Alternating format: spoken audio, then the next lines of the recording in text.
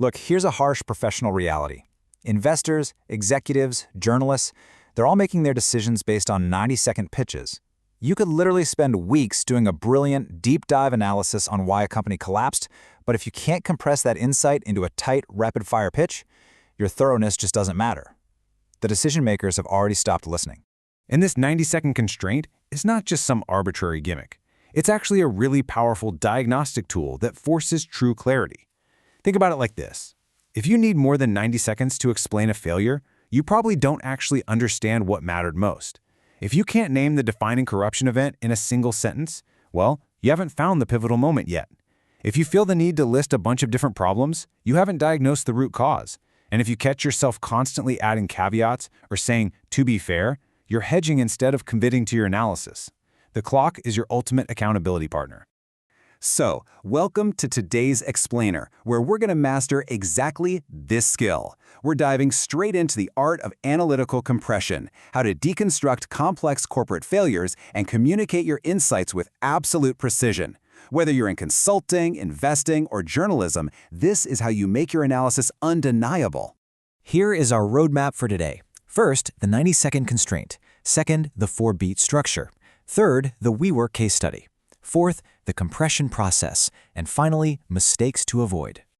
Section 1. The 4-beat structure. Building a strong diagnosis. Let's formally define what we're actually doing here.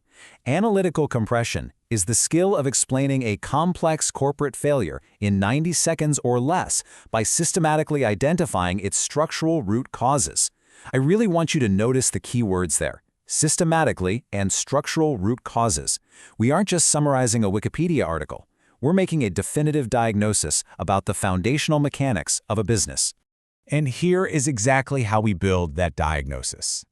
Every strong 90-second explanation follows a mandatory 4-beat structure. And look at these strict time budgets. Beat 1 is the mission. What was the company supposed to be?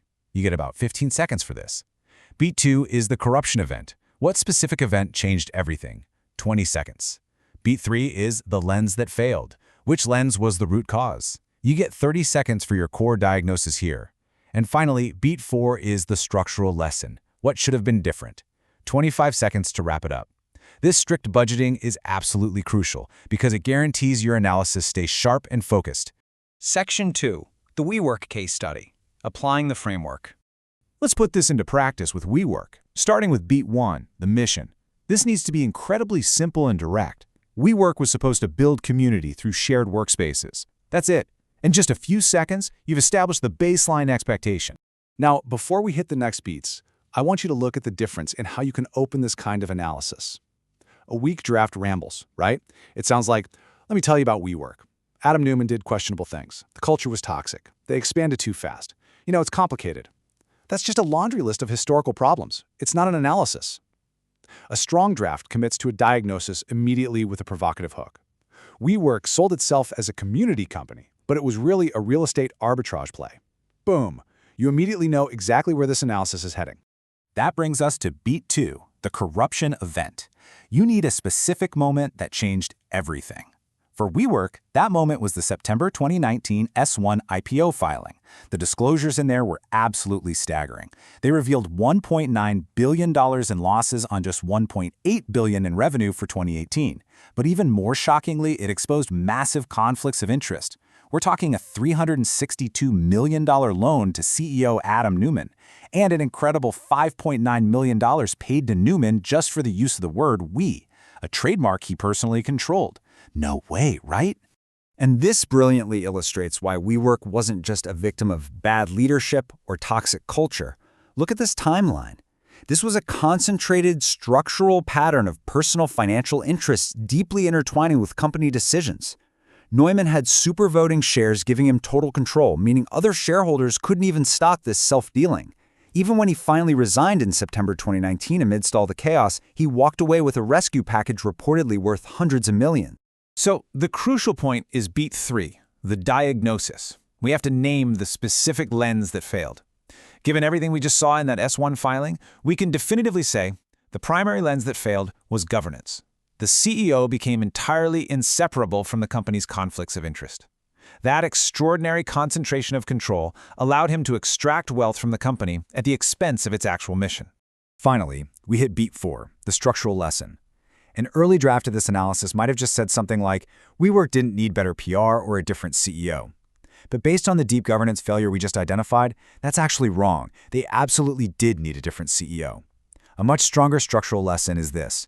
No founder should have enough control to turn the company into a vehicle for personal financial interests. It's a powerful, generalizable lesson that applies far beyond just WeWork. Section 3. The compression process. Writing your own script. Okay, so let's dive into the step-by-step workflow of how you actually do this. Step 1, write down everything you know. Just get 500+ words out of your system. Do a complete brain dump. Step 2, identify the single most important point. If you could only say one thing about the failure, what is it? Step 3, and honestly, this is the hardest part, cut absolutely everything that doesn't support that point. Kill your darlings. Remove the to-be fairs and all those interesting but irrelevant details. Step 4, overlay the 4 beats we just went over. And Step 5, read it aloud and time yourself. If it is over 90 seconds, you've got to cut more. Now, when you're cutting down your script, you've got to pay special attention to your opening line. The hook is literally the most important sentence of your entire analysis. Take a look at these weak hooks. Here's what happened to Toys R Us, or Cadbury is an interesting case. They are incredibly boring. Now look at the strong ones. Private equity killed Toys R Us, then blamed Amazon. Or Kraft promised to save British chocolate, they lied. These are provocative, they demand attention, and immediately set up the structural diagnosis you're about to deliver. Section 4. Mistakes to avoid. Fixing common pitfalls. The first mistake you absolutely need to avoid is trying to tell the whole story. Remember, history isn't analysis. Fix this by cutting straight to the corruption event. The second mistake is blaming individuals. Saying someone was weird or toxic isn't a structural diagnosis. Focus on the systems that allowed their behavior. Third, do not list multiple failed lenses. Pick the primary one and commit to it. Listing everything just shows you haven't made a decision. And finally, never end your pitch by saying, well, it's complicated. That completely undermines your authority. Commit to a firm structural lesson. And that brings us to the end of our explainer today. We've deconstructed the 90-second constraint, mastered the 4-bean structure, and explored the spectacular governance collapse of WeWork. Now I want to leave you with a final provocative challenge. Look at your own industry. Look at the last major project or company that collapsed around you. Can you strip away the history, drop the caveats, and compress that failure into exactly 90 seconds? Give it a try. The clarity you find might just surprise you. Thanks for joining me on this explainer, and keep learning.